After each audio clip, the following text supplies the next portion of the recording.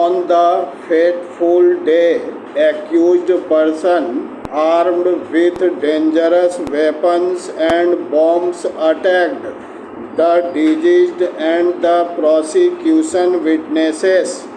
Appellant hurled bomb on deceased and he died on the spot, and others also hurled bombs and prosecution witnesses suffered splinter injuries.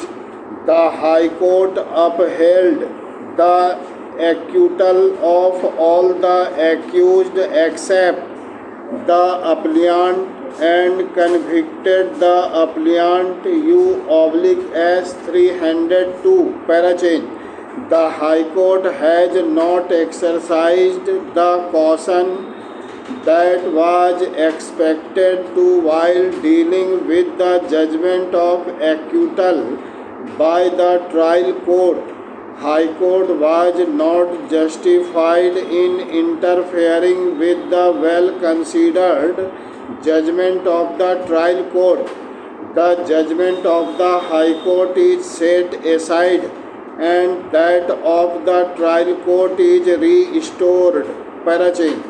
The well-considered judgment of the trial court has been upset by the High Court and its judgment. The High Court relied on the complaint.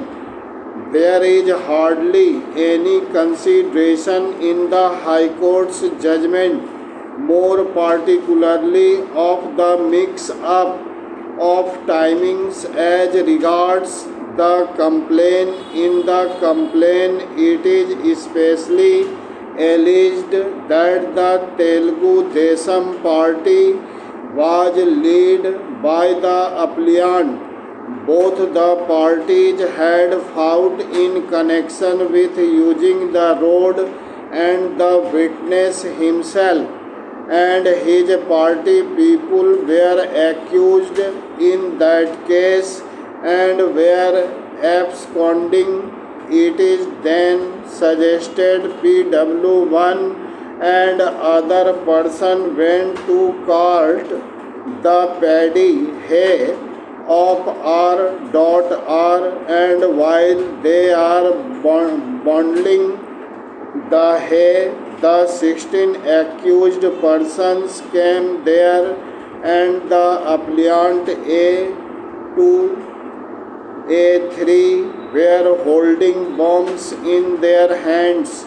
It was the appellant who hurled a bomb on deceased. The said bombs exploded and deceased fell down and died on the spot.